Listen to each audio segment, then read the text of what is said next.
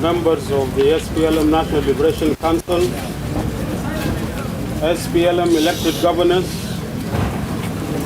of Unity State and Lakes State, other leaders of SPLM, ladies and gentlemen of the press.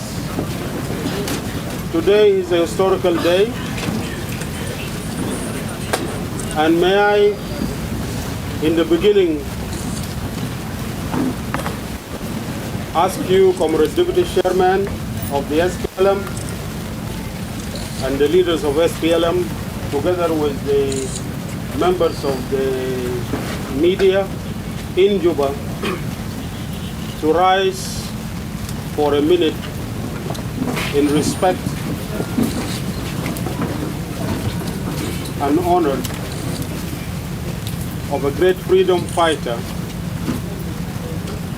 a beacon of the highest human spirit, freedom and justice and dignity, for the passing away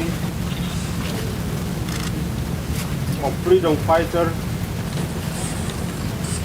Nelson Mandela Madiba, who passed away last night, but who continue to live in our hearts as freedom fighters eternally.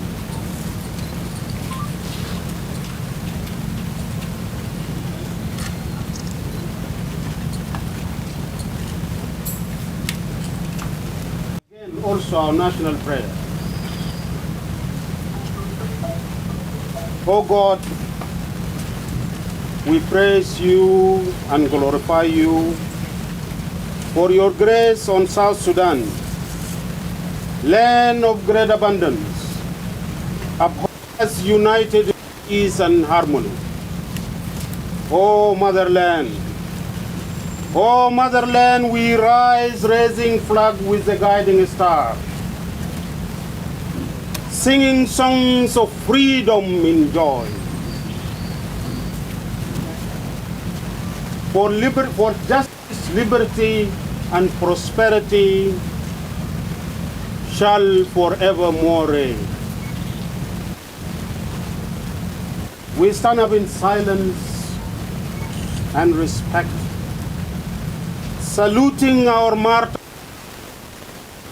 Blood cement the foundation of our nation.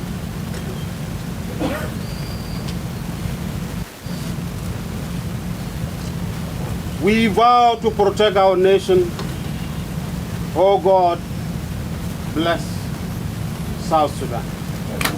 Thank you very much. Political Bureau, National Liberation Council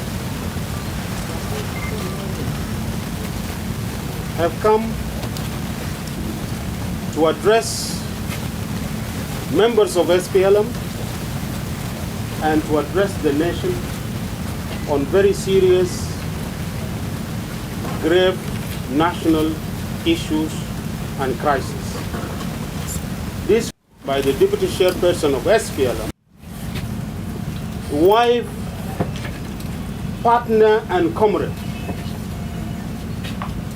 of the historical and internal leader of the SPLM, Dr. John Garang Demagogue.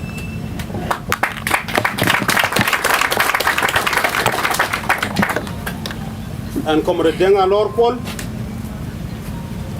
member of the SPLM Political Bureau, Comrade Arfred Lado, member of the SPLM leadership, Comrade Choltong, elected SPLM governor of Lakes State, removed unconstitutionally from his position against the will of the people who elected him and against the will of the SPLM. These comrades will address you on the issues of concern. Without much ado, I call on the Deputy Chairperson of the SPLM, Dr. Yagmata Artany, to address the SPLM members and to address the nation, the region, and the international community on the issues of concerns to all of us. This press statement on behalf of my comrades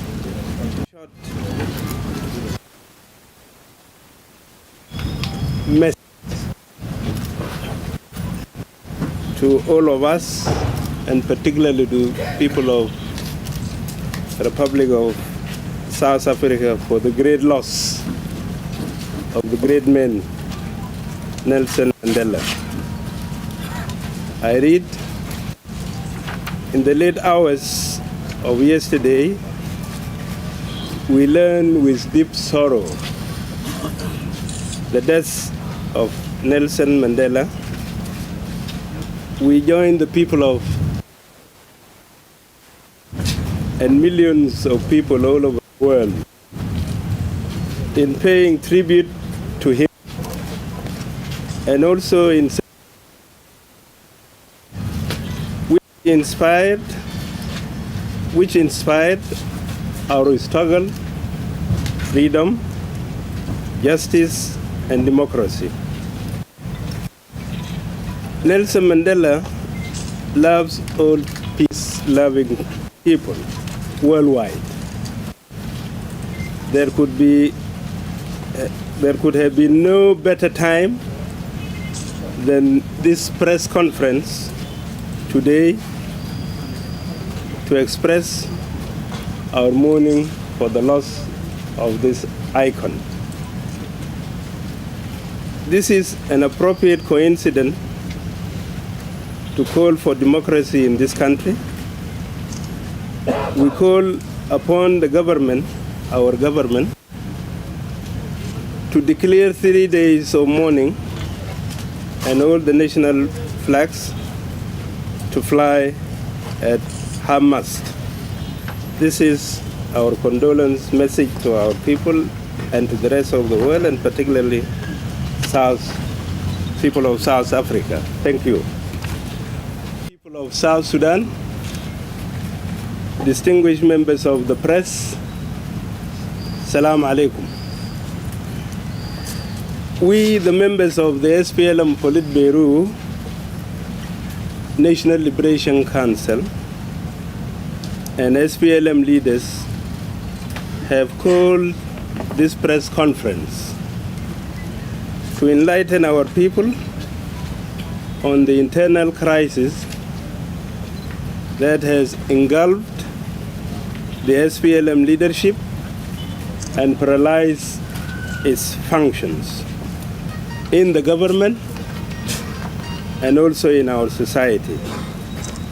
The crisis started immediately after the tragic death of the SPLM historical and internal leader, Dr. John Garang de Mabior, and manifested itself in the following.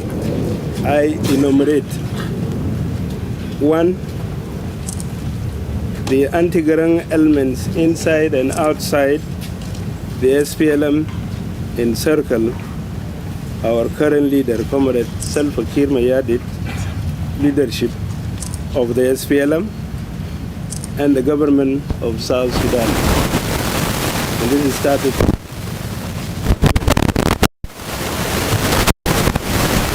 This phenomenon compromised SPLM positions. Certain SPLM leaders and cadres, they nicknamed Garang's orphans or boys, creating schisms and precipitating open quarrels within the SPLM ranks. 2, the shift in decision-making process from SPLM national organs to regional and ethnic lobbies around the SPLM chairman.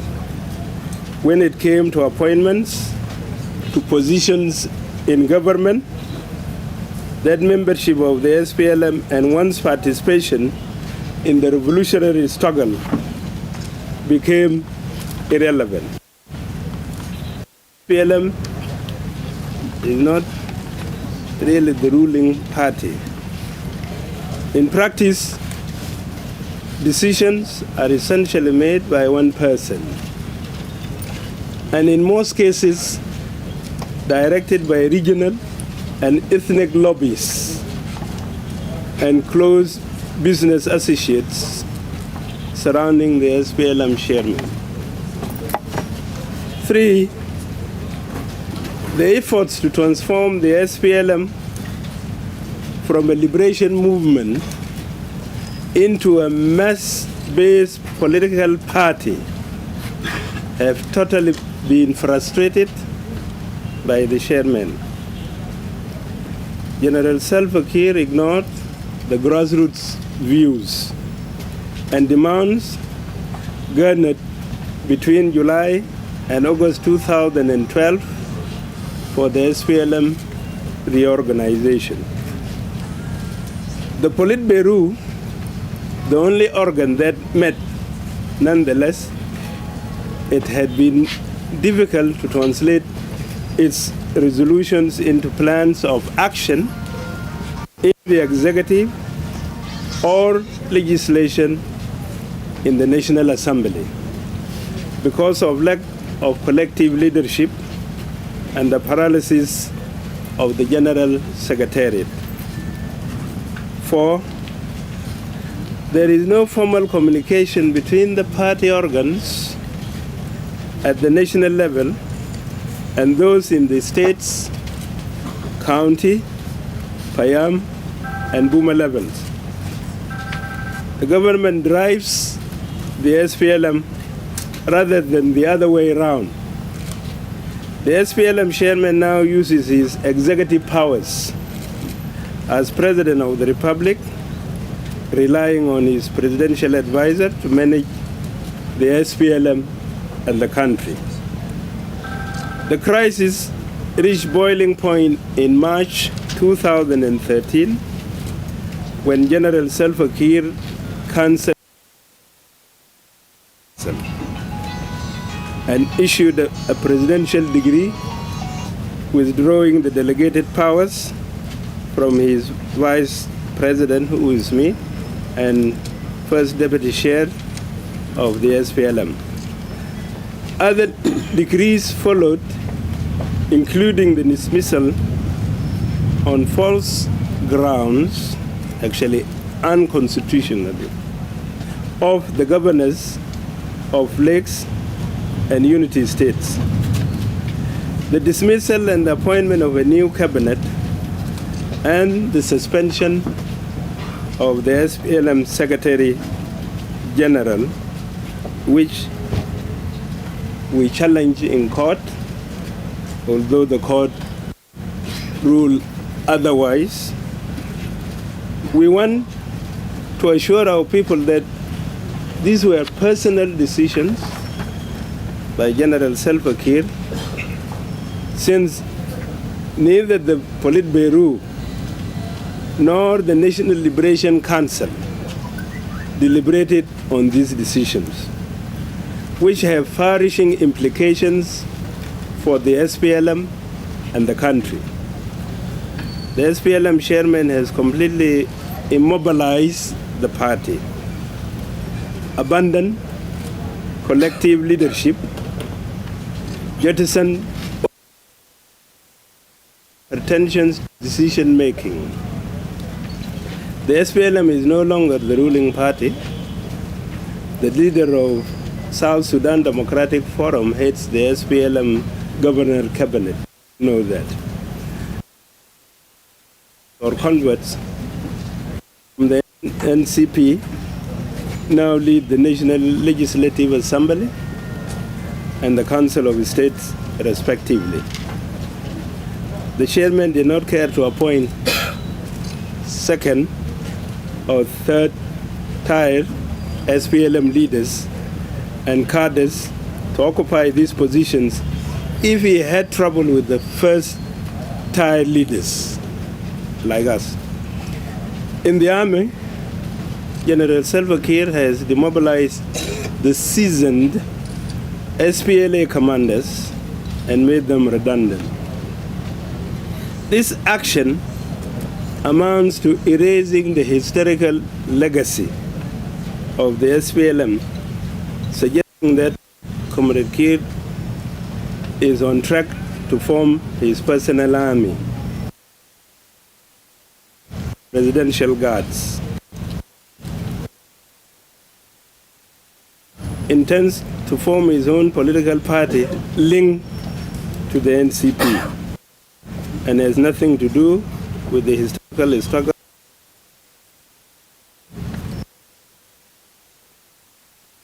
The chairman unconstitutionally dissolved key SPLM organs, namely the Political Bureau, the National Liberation Council, the Nation and the State Secretariat, on account that their mandates had expired in May 2013.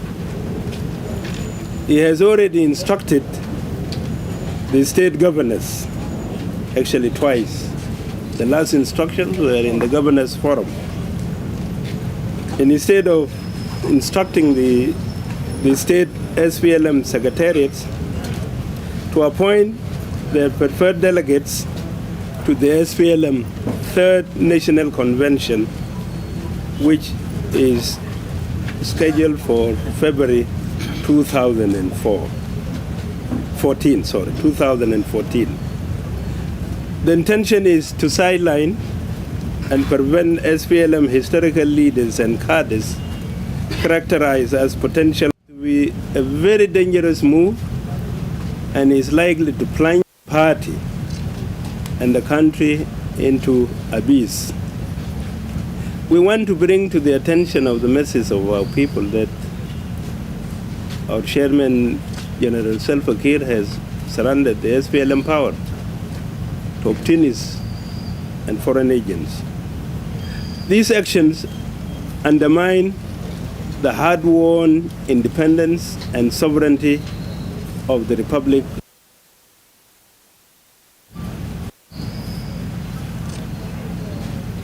You are aware that these days there's a talk of there's delay even in payment of salaries, which did not happen during the austerity measures. What concerns us is that the government of South Sudan is misleading the public, that it is servicing the 4.5 billion US debt, which purported to have been incurred during the austerity measures. Some of us were sitting on the committee which was responsible for it. We are surprised where this figure came from. It is not known where these monies were loaned from and on what they were spent, as the country had been under austerity regime since April 2012. This is definitely a question of corruption that must be addressed together with the Dura Saga. For those who do not know, the Dura Saga report is ready. It is ready. We hope it should be published so that those who talk about corruption know who have been doing this corruption. And it was done by the World Bank, by the way. Even the shady road contracts, those are available. The gentlemen and the ladies of the press should even get access to that. And this is coupled with the issue of the 75 letters of defamation of SPLM historical leaders and cadres, which pains many of us, because we know there are many, many innocent. The deep-seated divisions within the SPLM leadership, exacerbated by dictatorial tendencies of the SPLM chairman, and the dysfunctional SPLM structures from national to local levels are likely to create instability in the party and in the country. For these reasons, and out of sincere concern about the future of our people, we, the SPLM members of the Politburo and the leadership of the party, are obliged to inform the public about the true state of affairs in the SPLM and how General Salva Kiir is driving our beloved Republic of South Sudan into chaos and disorder. In order to we hereby call on the SPLM chairman to convene the political bureau to set the agenda for the National Liberation Council so as to correct the deviation from the SPLM vision and direction and address the present challenges within the SPLM with the view of revitalizing and restoring the SPLM to the driving seat. I want to stress, with the view of revitalizing and restoring the SPLM to the driving seat. The SPLM should hold the steering wheel of the two historical processes of nation building and state building. Long live the struggle of our people. Glory and honor to our martyrs. Long live South Sudan. Long live SPLM. Viva SPLM, viva SPLM. Thank you very much.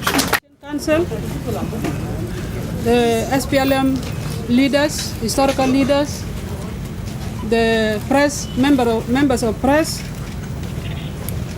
I greet you in the name of our historical struggle. If you count members or founder members of the SPLM, you will always find me in the first three.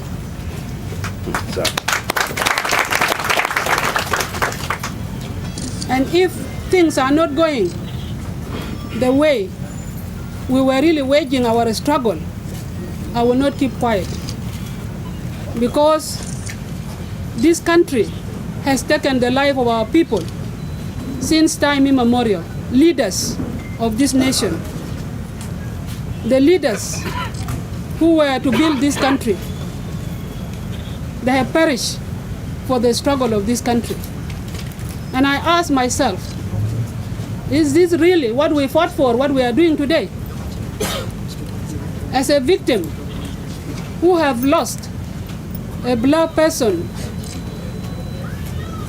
will say no, that's not what we fought for, because our vision, the vision of the SPLM is fight for a just new Sudan. That's what we fought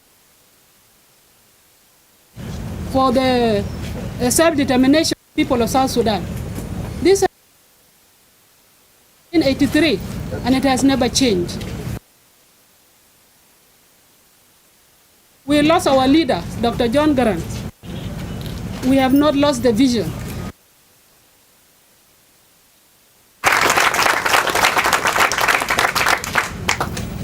So, consistently, I have been behind the SPLM.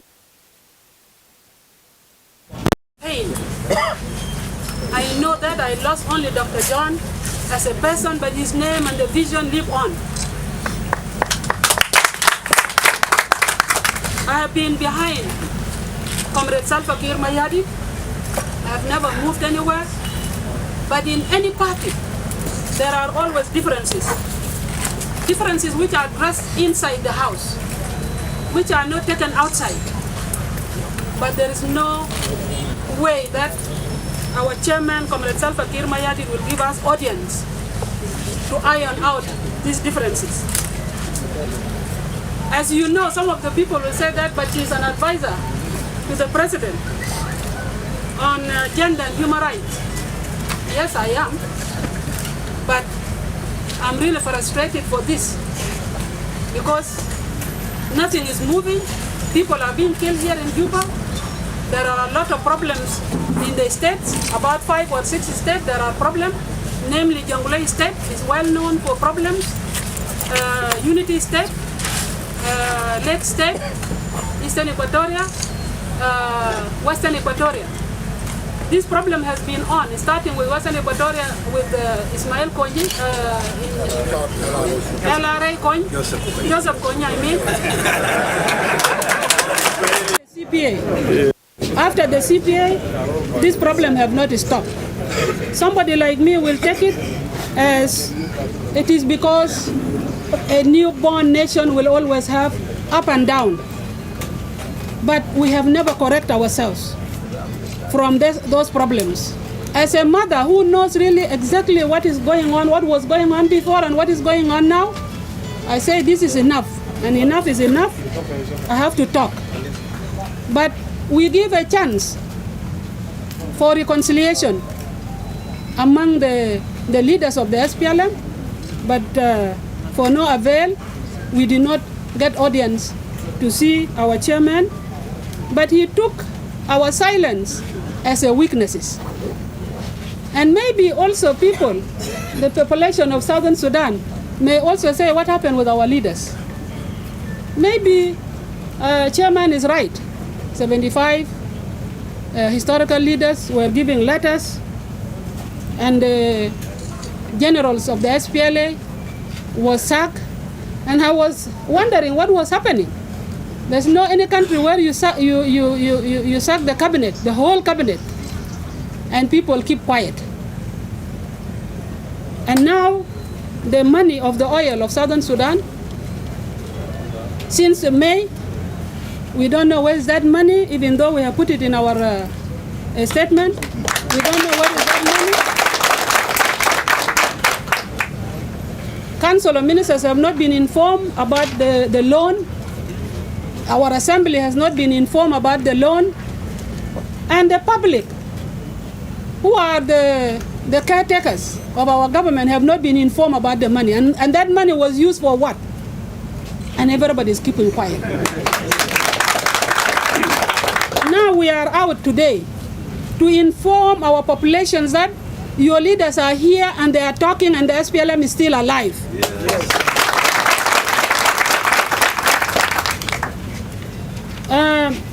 I wanted to quote our SPLM strategic framework, things that it is called SPLM strategic framework for war to peace transition. And everything, the program of the SPLM, the mission, and everything was spelled out in the Constitution, and all the documents are there. I want to read out the key elements of the strategic framework for war to peace transition. Developing institutional infrastructure for better governance. B, developing physical infrastructure. C, regenerating social capital. D, restoring peace and harmony. E, prioritizing agriculture as the engine of economic growth and poverty eradication.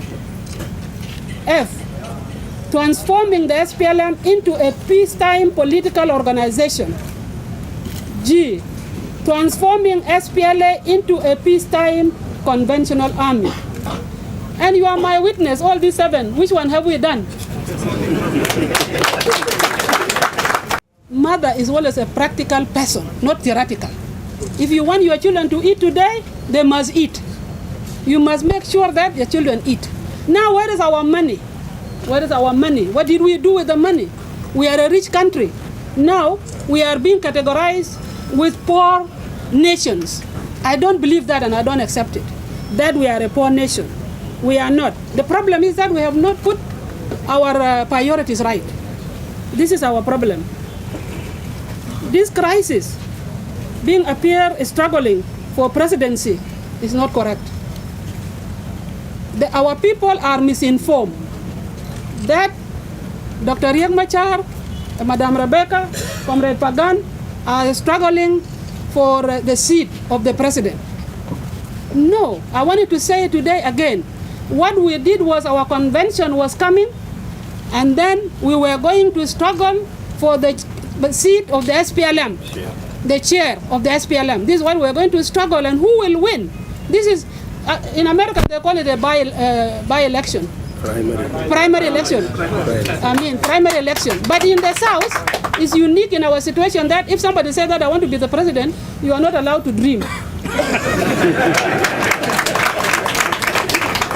And a dream comes to one person, and that person will be the one to tell people about what he or she has dreamed about. I have dreamt that I wanted to compete with the chairman of the SPLM for the seat of the chairmanship of the SPLM. Is it a bad dream? Our people will be the one to go and judge. Mama Rebecca, you cannot do it. Our chairman, the incumbent, will continue to lead us. Mama Rebecca will go and shake hands with the comrade chairman and say, Mabruk. This is how democracy is done. We talk about democracy and we don't know what shape of that animal is, and we run away. We start to run away from it. There is no freedom of press. There is nothing in the South. Democracy is not allowed. Even we are inside here. Some people did not come because they are fearing that there will be a problem. We don't believe in that because it is in-house. We are doing this within the SPLM. And we are here, the leaders of the SPLM. We have not gone outside.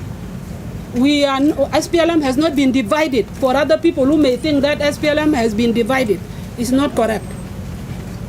So I'm also talking, I'm a voice of the voiceless, the youth. I'm talking on their behalf. And the youth start with me. I have my two children, my two sons. One is 37 and the other one is 33. When is he going to exercise the leadership if we don't give them a chance? We don't give them chances to exercise that. I'm talking about the women. Look here, even in this leadership now, there's only one face of a woman.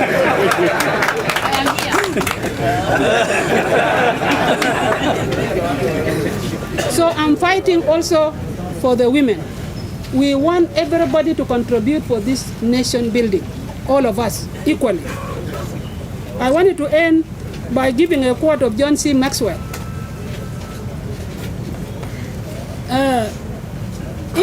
If you want to be the best leader you can be, but don't allow insecurity or pettiness or jealousy to keep you away from reaching out to others. I wanted to end like that. SPLM Oye! SPLM Oye! Thank you, Comrade First Deputy of the SPLM, members of the SPLM Politburo, National Liberation Council, and members of the party. Ladies and gentlemen of the press, good afternoon. I am happy to be here today,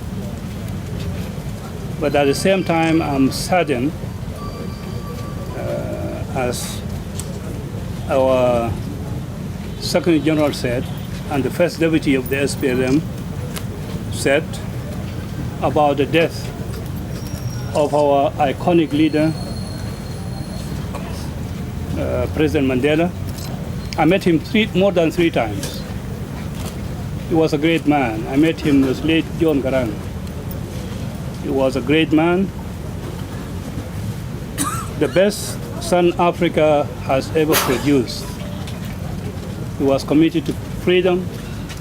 He was committed to democracy. He was committed to equality. He was committed to human rights. He was above all of us. He managed to create the rainbow nation of South Africa, which is a pride to all of us. So the loss of Madiba is a great loss to Africa and a great loss to all those who love humanity in this world. I will talk about only 2 or 3 issues very briefly. Before I come to our issues in the SPLM, I would briefly talk about Abyei.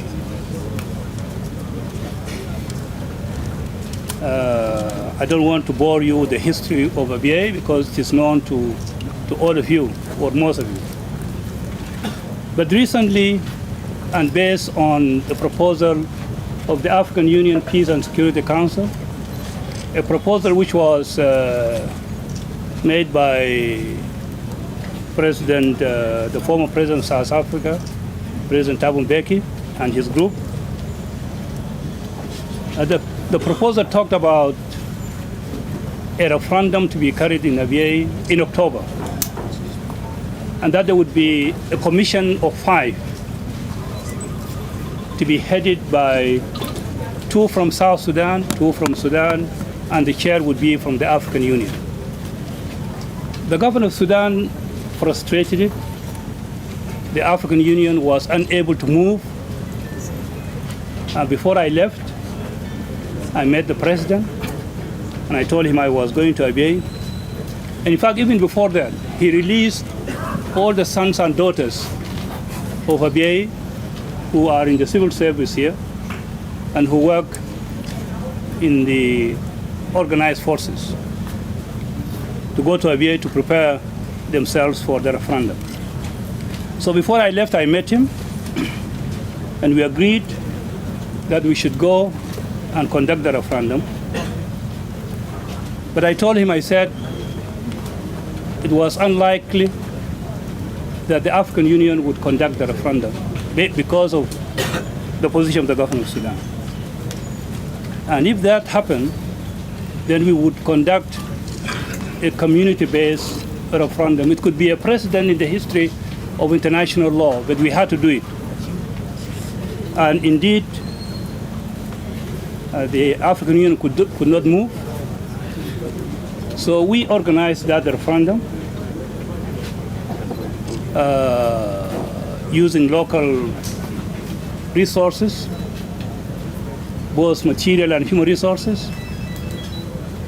And our people voted.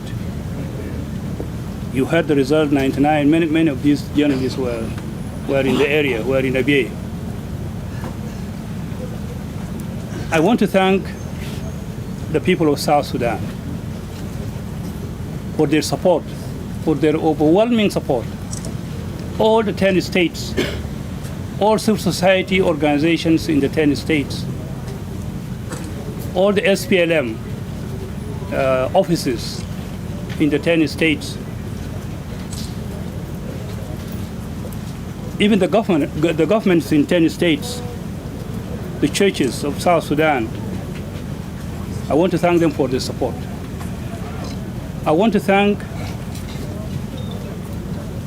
the political parties of South Sudan, all of them, because all of them were in Abyei. All of them were in Abyei, including SPLM. They went with the paper which they presented to the African Union, their position on the referendum, on the outcome. It was great. I want to thank them.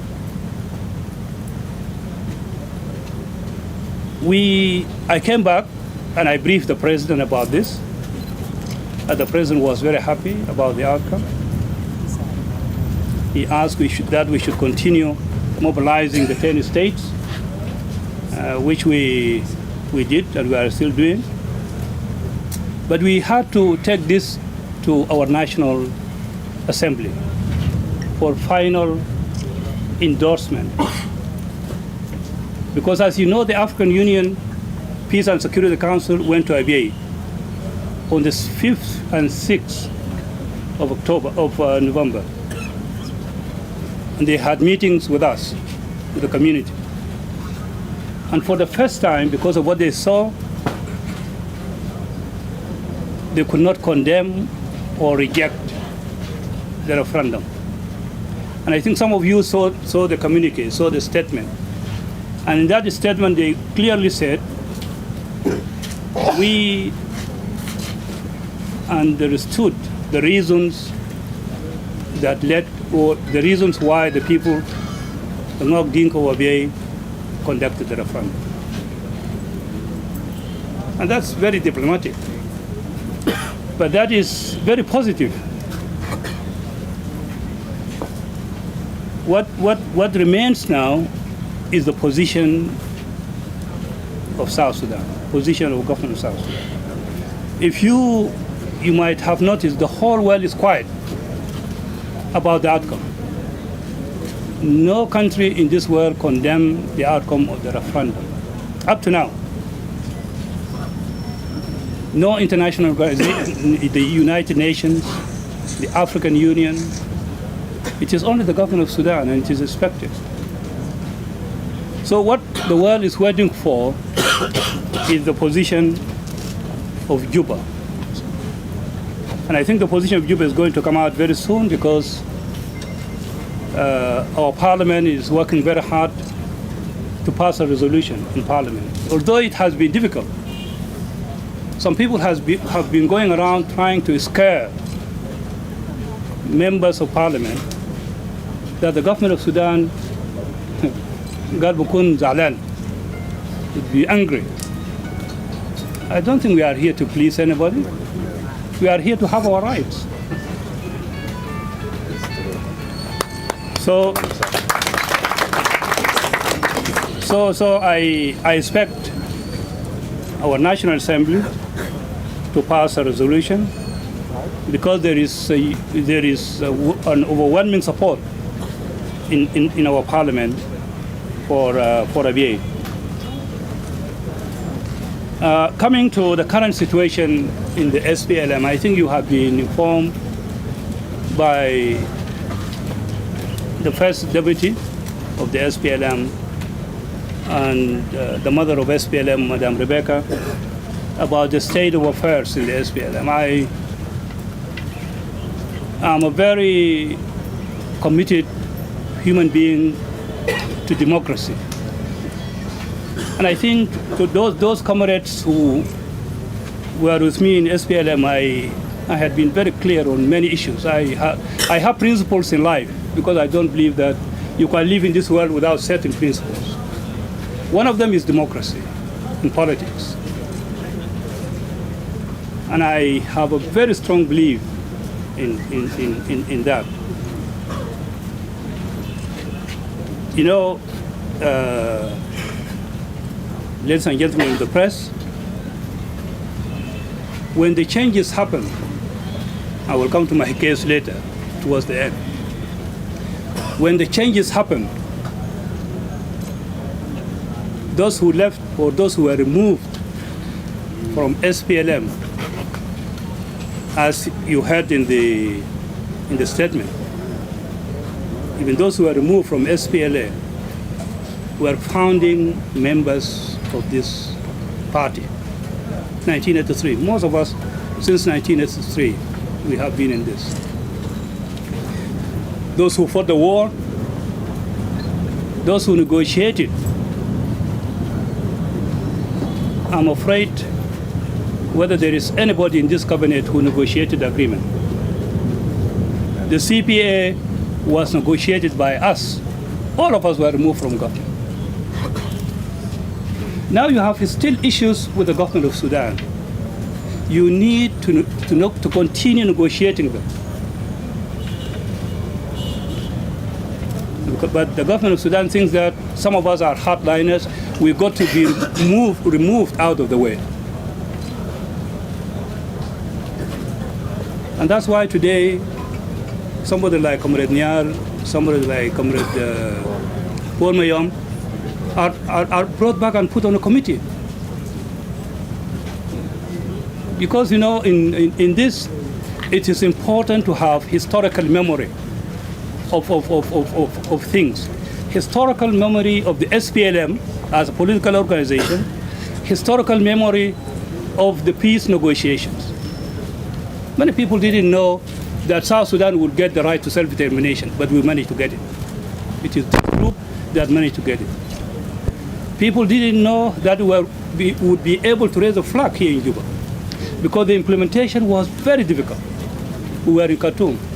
we fought in Khartoum. Some of us were put in jail, including the SG, and some who are not here. Just to realize the self-determination and to make sure that the people of the South got what they fought for. Yesterday we were very good boys who struggled for this country. We brought independence. We raised the flag here. Today we are bad boys.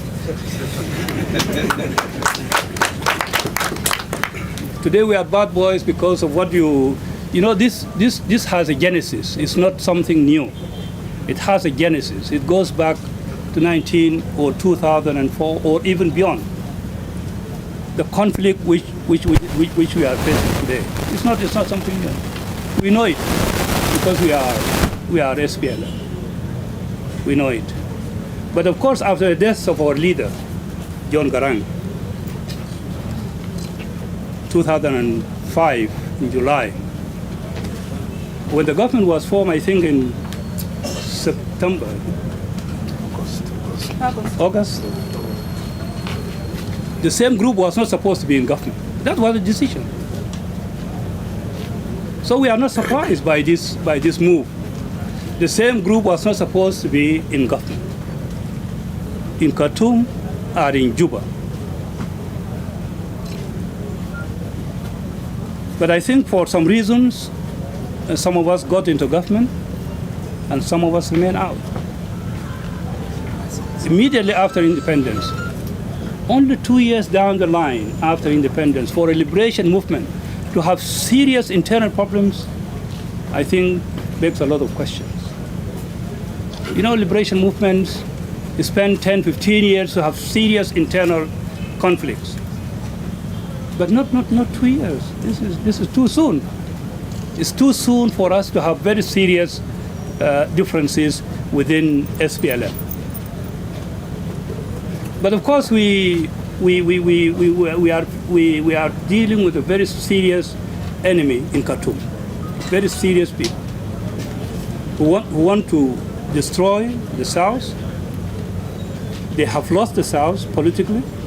The South has become a sovereign state, but they want to control it by proxy. And they have to plan people to do this. These are the ones who are destroying this country and this government. The National Congress has planted people in this government. They have encircled, as you heard here, the chairman of SPLM, and they are implementing the agenda of Khartoum.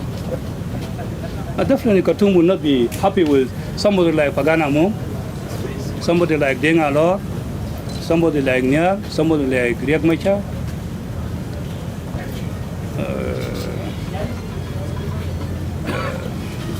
I'm not regretting that Khartoum will not accept me, because it's. But it is a long history. I'm not going to talk about it. We will talk about it in the SPLM meetings, because some people think that we are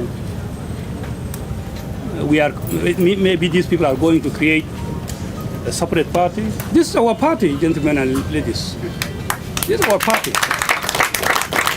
There is no way any one of us can move out from this party. There is no way anybody can dismiss anybody. It is only the convention that can do it. Because we heard the stories before we came that this group was trying to dismiss the chairman from SPLM. No, we know the constitution of the party. We know the rules and regulations of the party. There is no way in a press conference like this you can dismiss somebody. You can't dismiss anybody. Neither can the chairman dismiss anybody. You heard about the structures being dissolved. You know, dissolved, we were kept in a situation of confusion. A structure are dissolved, somebody comes and says no. No, somebody comes and says no, they are really dissolved, and even they try to quote the constitution that we have, wrongly. Then the second deputy of the SPLM comes out and says, no, they are not. You have a Minister of Information denying. This is not a government issue.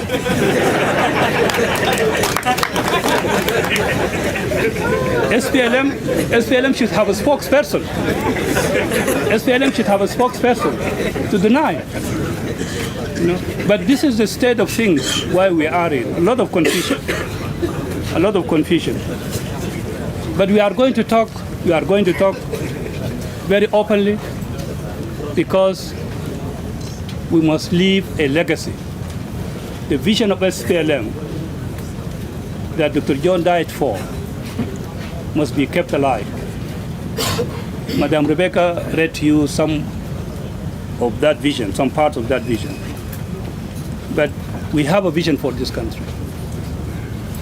If there was a vision for this country, you know, we are part of the liberation movements in Africa.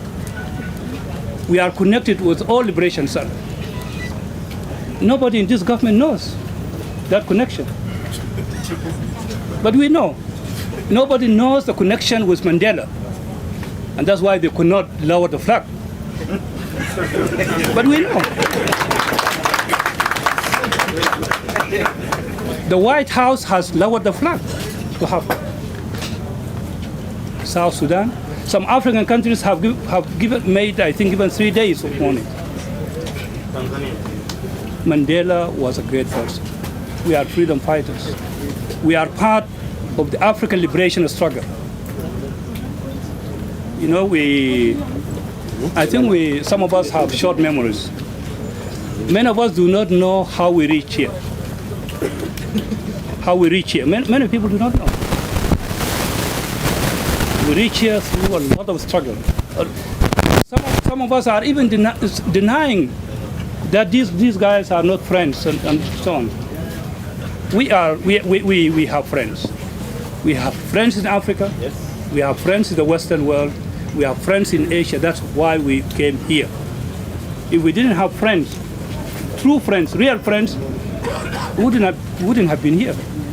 Some of us are denying. I know. Last point. The last point. The last point is about myself. You know, last time I was accused of trying to defraud.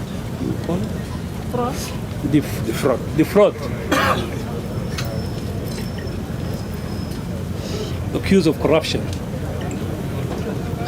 You know, I handle things in SPLM for almost 20 years. Money for this struggle. Everybody was around. If you don't know, many countries used to help us. And the person who used to get this, More than 20 years. yeah, more than 20 years. The person who was getting this was myself. I could have been a multi-billionaire by now.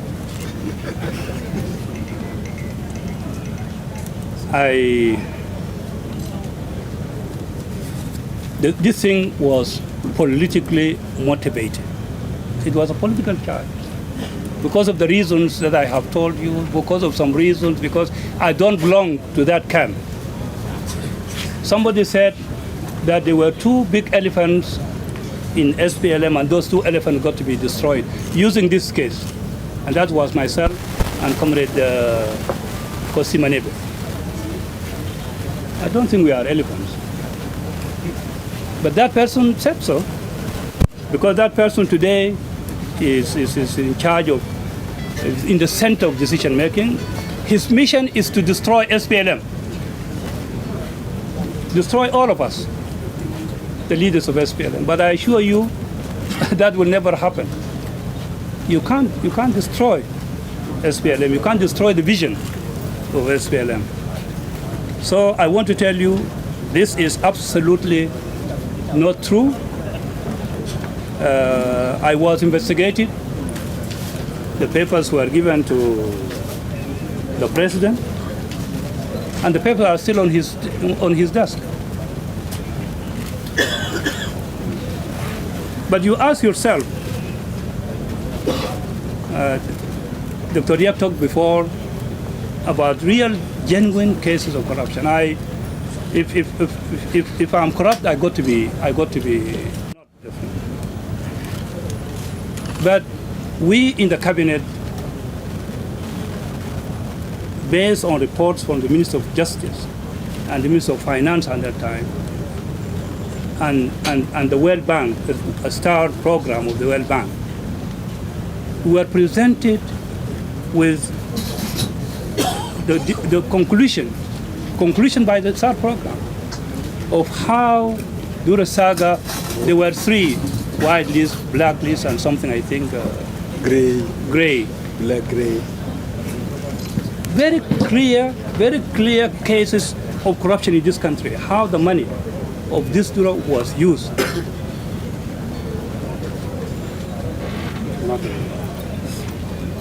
Somebody said the Minister of Justice and the Minister of Finance paid for bringing to light that report of the STAR program.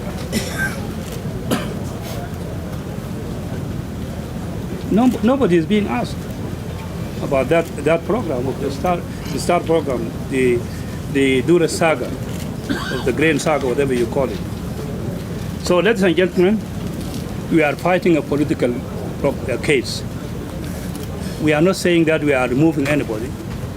We are saying we have to dialogue within SPLM so that we correct things. Nobody is saying the chairman should be removed, or the first deputy should be removed, or the secretary general should be removed. Because that one is decided by the convention, structures of the SPLM. So we are saying, despite all this, what has been told to you, we are ready to dialogue. We are ready to talk. Because we want to keep our party strong, SPLM is strong. We should be the luckiest, because in Africa, you don't get a strong one party like SPLM that's ruling this country. Thank you. Thank you very much. First of all, I want to say that this is truly a big moment, a historical moment for us. One, because today we are able to talk to our people throughout the country and also the world, because we have been subjected to all sorts of slanders, and we had kept our cool for our country so that we continue the peace we had fought for. But today we are also holding this important function when a great leader, African leader, world leader, in the person of Nelson Mandela, passed away. Why we attach importance to the passing away of this icon is because he was a formidable ideologue, the chief ideologue of the national liberation movement throughout the world. So we stand with this family, with our fellow brothers and sisters in South Africa and the rest of the world. What has happened in this country is very shameful.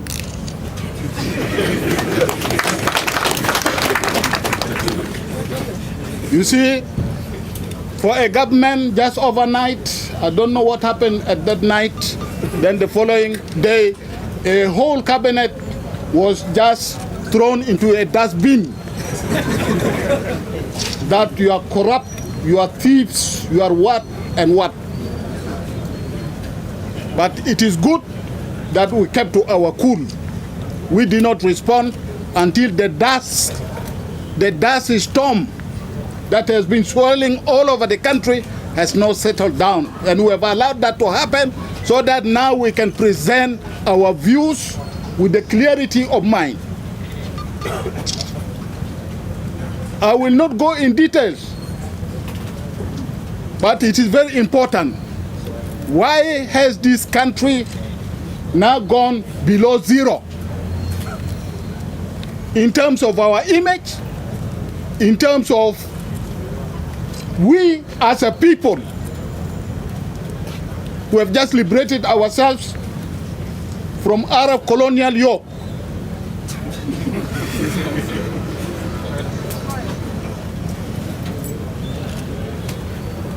The crisis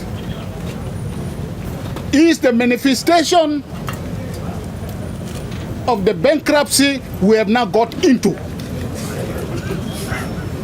Because one thing is lacking in this country. One thing is lacking in this country. And that thing is the ideology. Yes. Is the ideology. In 1983-4, when I met Comrade John, he told me, Comrade Alfred, I'm not going to the front to organize the troops. I will leave you to organize our people, to mobilize our people, and also to seek the support of the international community. I was then appointed the chief ideologue of the SPLM. And up to today, there is no chief ideologue to talk of.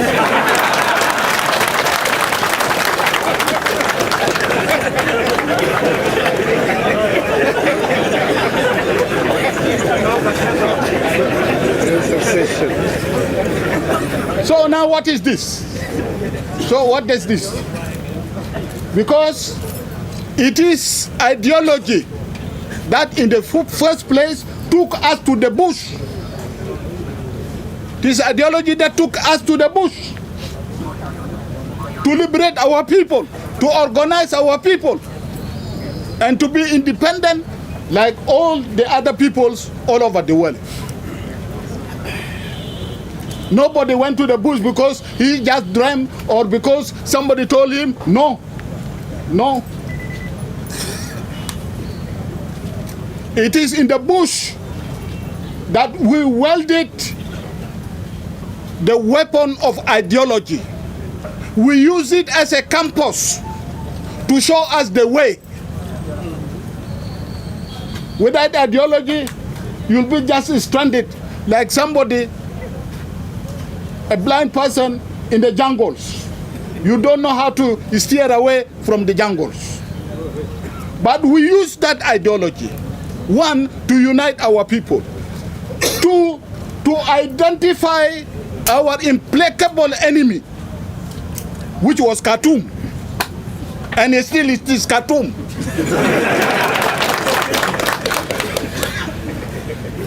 So it is this that has led us to triumph. Despite the difficulties, despite the odds we had to surmount. Because dealing with a superior force, like what Khartoum was at that time, given the support it received from the Arab world and some other countries. Without ideology, it would have been impossible for us even to come to the borders of South Sudan. It would have been impossible.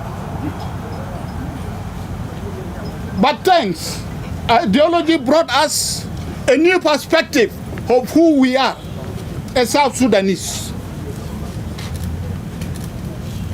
History did not forget us. We welded together until 2005.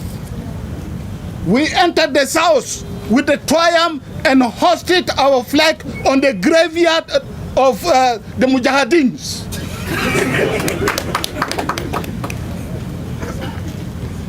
But unfortunately, and always this happens in history, we must give allowance.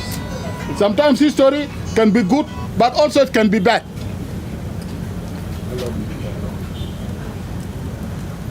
In 2005, now we were given the state through the CPA agreement. And then we were handed a state, handed by our enemies. And we thought that was a good thing. No. We inherited a fascist state, a state that was used by the enemy to oppress our people, to kill our people, to loot our people. And we did not move because ideology was missing. Ideology was missing. It was not thrown out through the window. Those who were there, who were our cadres like Pagan and the Danga Lords and the others, these fellows were just kept at an arm length, and they were not allowed. They were not allowed even to train our cadres. We lacked cadres in 2005. We lacked cadres. And throughout this period, the state that was given to us was not destroyed. It should have been destroyed, because that is the cardinal principles of the National Liberation Movement. It was not destroyed. And because of that character, and because we did not change the nature of that state, it now started eating us. It started eating us. Insecurity was now rampant. Corruption was now rampant. Now the political vultures in Europe, in America, now started hovering over the South. They were now looking for carcasses to eat. Yeah, many of them were now brought in. And they did not, of course, hesitate. The looting was intensified. You see, to settle their mortgages in Europe and somewhere else. And we were left still suffering, sleeping in tukul, no schools, no roads, no nothing. So that became the cause for concern. How do we move this country forward? And of course, by the spirit which we had, we were able to bring independence to our people. But this independence is now in danger. It is now in danger, and that's why we were all chased away. To give room to those elements. Those Al-Qaeda elements are there.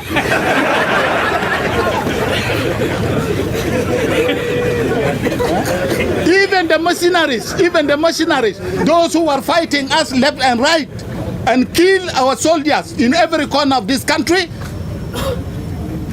are now in senior positions.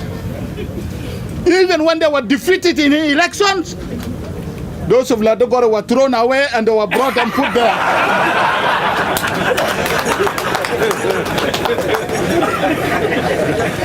Well, comrade, you see, ideology is very important. We need to get our ideology of national liberation and national construction back as a force. If this country is to survive, and if this country is to take its place among the free nations of the world. Without ideology, we will be a failed state. All the failed states now, they are about 3, we are 4. We are the 4th. And all those failed states, their leaders have grabbed power. They said, to hell with the rest. It is either us or you. So we cannot allow this. And me and our comrades here, we are not against any particular person, but we want to make our point very clear to our people that there is room for ideology. Our ideology is to protect the interests of our people, is to protect the independence and sovereignty of South Sudan. And we will not be reabsorbed by any country, whether it is a superpower or not. We will remain independent. Thank you very much. Thank you. Membership and its leadership to work together within the SPLM, correct the mistakes that we have been committing, and ensure that the SPLM provide a visionary. You are fighting the case of independence. You are fighting your own case as people of this nation. That as a young man, under what system are you going to grow? And what type of a nation you are going to inherit? That is the case you are fighting. I thank you very much. And continue, please, with that spirit. My message only today is for you, the youth of this country, and the women of this country. I think these are the most vulnerable and the most suffering in this nation. We want to tell you that you have lost the hope as youth, but that hope is not gone. The SPLM is still there. The store of the SPLM is still full with cadres and leaders who can put this country right. And even our leader, the chairman, I will just say, in our tradition, sometimes a man can go into some hands, some women who can take care good of you. You will abandon your children. Today we are telling Comrade Chairman, come back to your house. This is the message we are saying today. He has been locked by, I have to be awed a bit by those concubines. Your children are looking for you. This is the main message. And here they are. Today, you, the public, would like to remind you that this country, I would like to assure you that this country will remain secure and peaceful. There will be no any crisis which will affect the tranquility of this nation, and that is the reason for this press conference. I urge you, the youth, please not to follow tribal leaders. Follow leaders who have a vision and a mission for you. Here in Southern Sudan, there's no base for a tribe. Let us build a nation free from tribalism. Let us fight tribalism. Let not a leader lose his position and go back to mobilize his tribesmen. I'm sure you out there, you don't share his fat salaries, the salaries we get. The situation you are in, we are sitting here all.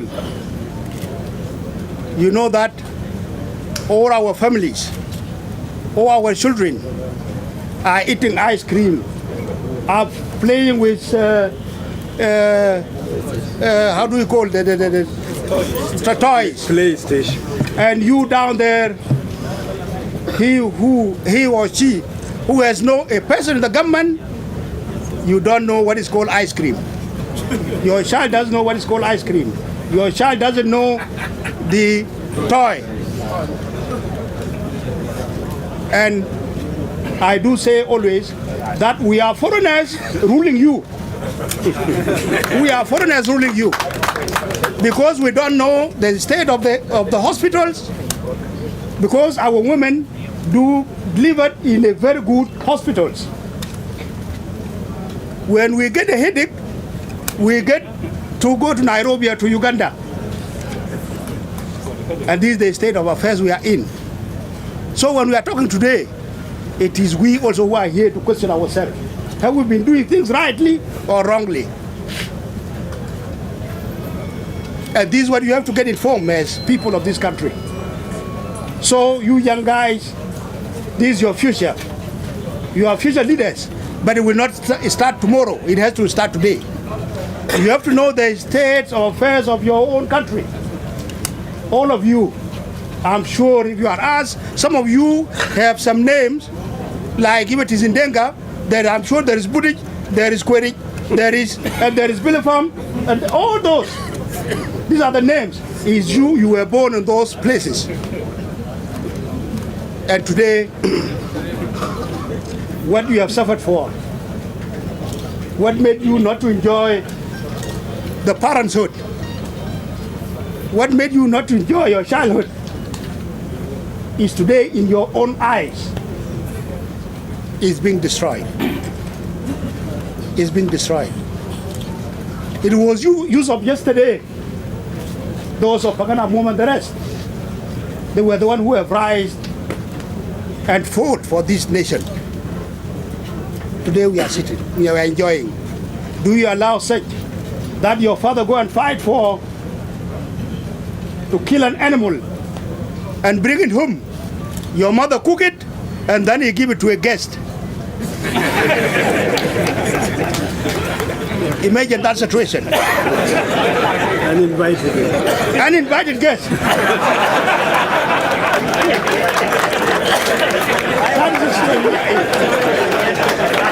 I tell you there will be time. Ladies and gentlemen of the press, Comrade, I have to tell you that I have to talk. And I will be talking. Thank you. retreated from the idea of suspending, of dissolving it, for its meeting to take place on the 9th. As SPLM, members of the National Liberation Council and the Political Bureau will be attending and discussing these issues, and will be working to resolve this crisis within the SPLM, and the SPLM will emerge stronger, united, in the right path, in the right vision, and in the right direction. Next week also, we'll witness a number of activities by the SPLM leaders. There is going to be a rally. Next week on Saturday, a public about the state of affairs of this national crisis and how to resolve it, to ensure that we maintain peace and we avoid a dictatorship taking place here. South Sudan must be a democratic state which respects human rights, the rights of our people, the rights for which and freedom for which we fought for. There are going to be a number of activities, and these leaders, from now onward, they are going to talk to the public, so they are all available to discuss all their issues. Whether it is Taban Dengai, you want to ask him how, whether it was constitutional for him to be removed or unconstitutional, now you can ask him. Whether you want to interview Denga Lord to discuss the details of the false case against him, he is available. Whether it is Mama Rebecca, whether really we have lost the way, the road of John Garang, or we are on the way, ask her. Whether it is Choltong or Alfred Lado and all other leaders here. And I'm happy that our minister of information is here. Because South Sudan is a democratic country, we definitely would want to ensure that this press conference is covered, that this press conference is covered by our national TV today. And we ask him to avail very important conference which is engaging us in a national debate to resolve our crisis and find our way to freedom, peace, and prosperity. We are going to give 3 opportunities for questions. As you have seen, we have detailed our position. We have also a written position. We will give 3 opportunities to... I left cabinet on the 23rd July when the president dismissed me and dissolved the cabinet. I was not aware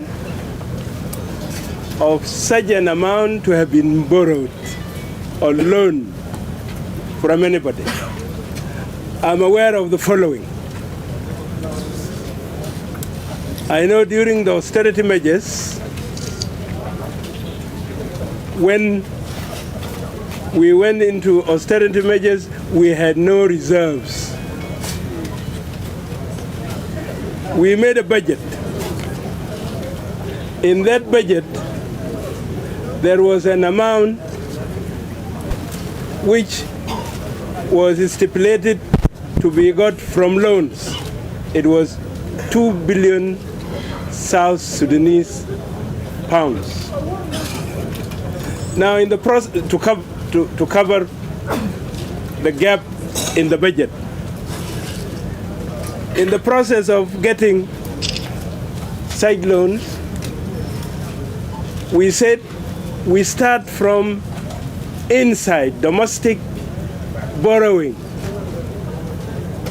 I personally convened a meeting of all the banks in South Sudan to convey to them the decision of the government, and based on the budget, that we would like to get loans from the banks. We also realized that the banks had no customers because, as you know, our situation in South Sudan, we lack security guarantees, that is collateral. So the bank had a lot of cash with less people borrowing from them. So we said, let's do business.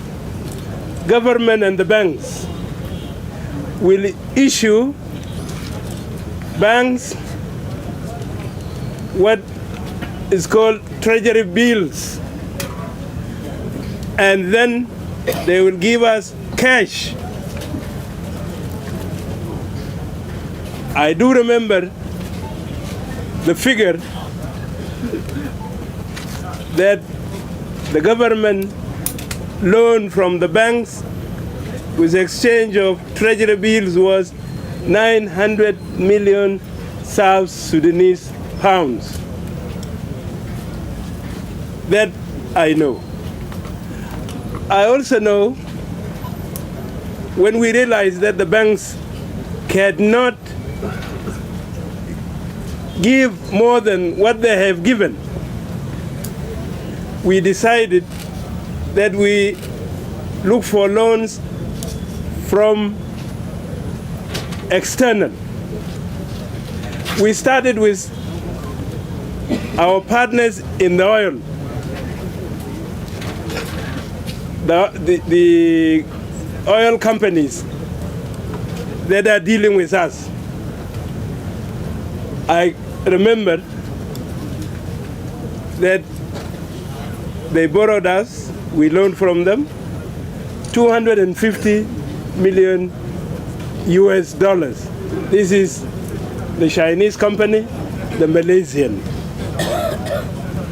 That is a figure. April this year. Yeah, April this year. Again, when we were still having difficulties, some of the off-takers, that is, those who buy our oil, one of them, Trafigura, gave 200 million US dollars. That is the amount I knew the day I was dismissed. But here I heard the Minister of Finance saying they are servicing a debt of 4.5 billion US dollars. For heaven's sake, where did it come from? So it's 450 US dollars, 900 million South Sudanese. If there was any other loan, I don't know. I know Deng Alor was head of the, or assisting head of the austerity committee. He was the chair. He was the chair of the austerity committee. I believe he will testify. So we don't know about 4.2 billion, 4.5 billion that is being used as an excuse for delay of payment of salaries. This is question one. Question two, which was asked in Arabic.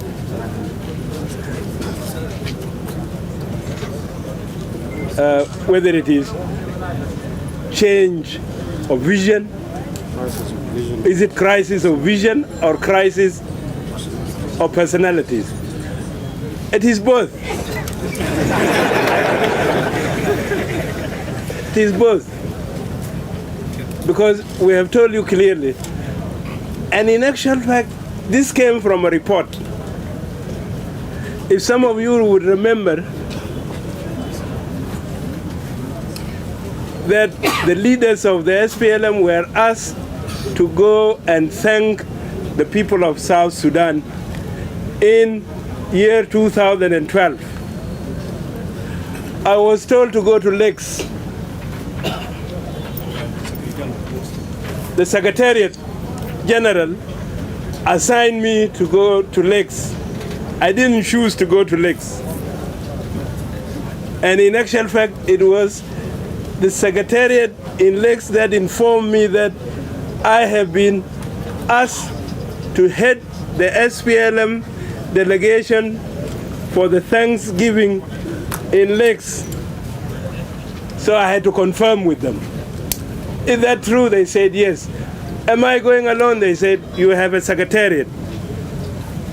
It was not only me alone, others were asked to go to the rest of the states. I went to Lakes twice. In the first visit, I spent 8 days visiting all the counties. And in one of the counties, I visited most of the Payams. The people were speaking. What we heard was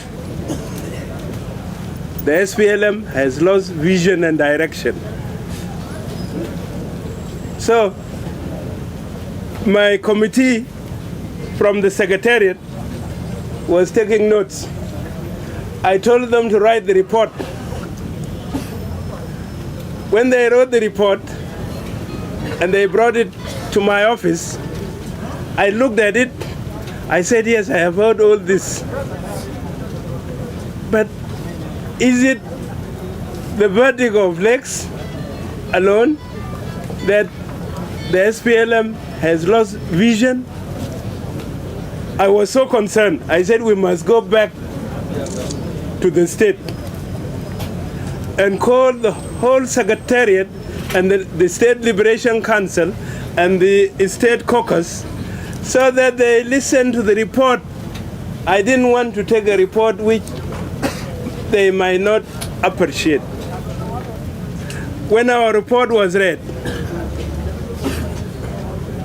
we were surprised by the Secretariat that they have also a report. The State Secretariat. When I told them, read your report. It wasn't different from the report that was written by my delegation from what they heard verbatim in Lakes State. Now, I said, okay, in this case, let's have one joint report. Unfortunately, some of us don't face facts. The SPLM chairperson of Lakes refused to go to that mission on the pretext that he was chairing the assembly meetings as acting speaker. And in the second, when I said the report must be read in front of the SPLM leadership in Lakes, whether it is the executive or the state or the party, he also created a mission, escaping what the people are saying. I thought my report was the only bad report. To be surprised, when all the reports were combined, they didn't differ from the report of Lakes. So it's the verdict of status of the SPLM. So it's the people, it's the members of the SPLM that have recognized that the SPLM has lost vision and direction. Therefore, vision doesn't come without the people. Vision is driven by the leadership and the people follow.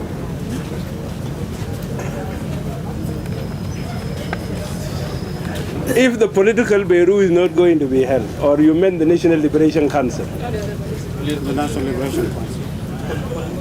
Well, in our statement we said we are calling on the chairman to convene the Politburo. First, before the Secretary General was suspended, Comrade Paganamum, he had asked the chairman to call the Politburo. Says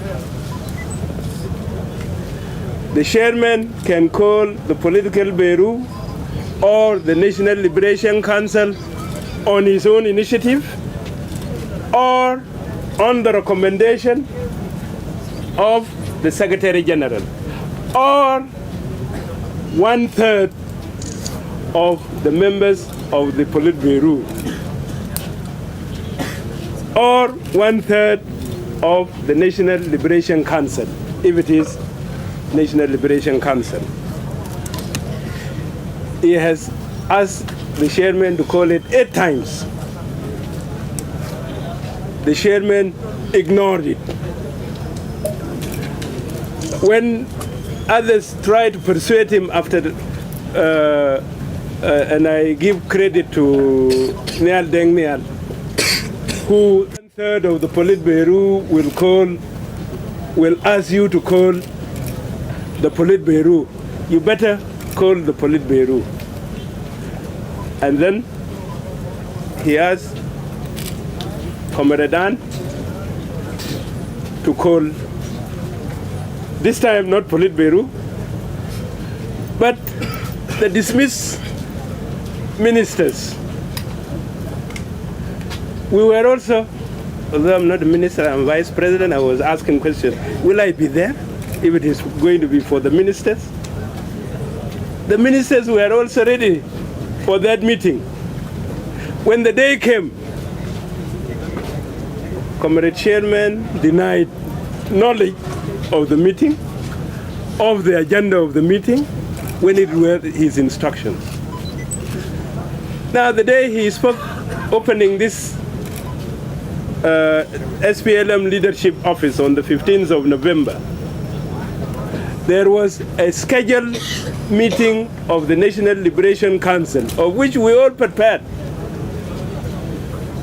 But to be surprised with his statement where he said all the structures are dysfunctional, all the structures have dissolved themselves except his own office. Where on earth would his office be functional when the rest are not? Where on earth the other institutions will be dissolved and his office will not be dissolved?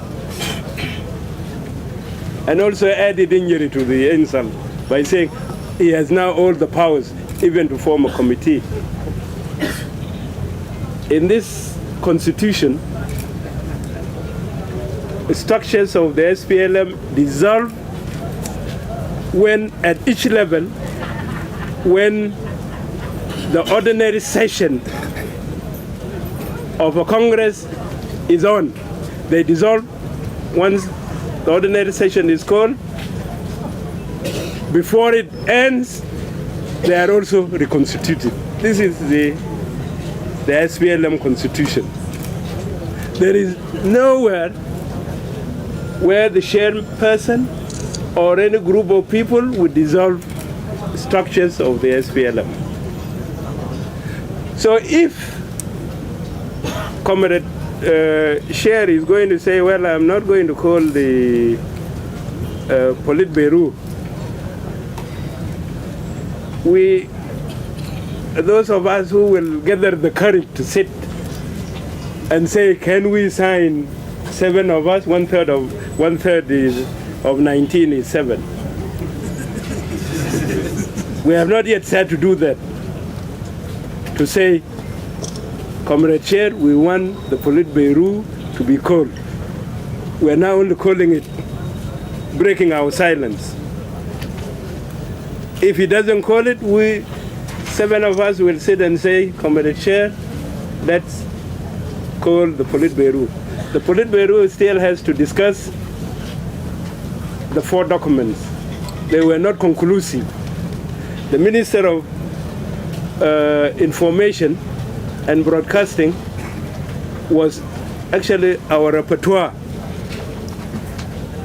The last political Bureau meeting, he was going to clean it up, the constitution, and then the manifesto. And then we will review it. After that, a vote, hopefully, or consensus is reached for those documents to be taken to the National Liberation Council. This has not been done. And therefore, we are calling for the chairperson to call the Politburo. If he doesn't, we resort to the Constitution. We resort to the Constitution. 1/3 can ask him to call it. Last, well, we want the National Liberation Council to be held. We have been longing for it. The last 5 years, it will be the 3rd Liberation Council, when at least our Constitution says at least once a year. So in the 5 years, if the 9th scheduled meeting is going to take place, this will be the 3rd. We're falling short in our obligations. So we'll use our Constitution to ensure that the SPLM is revitalized and refocused and goes in its correct direction. I think these were the 3 questions.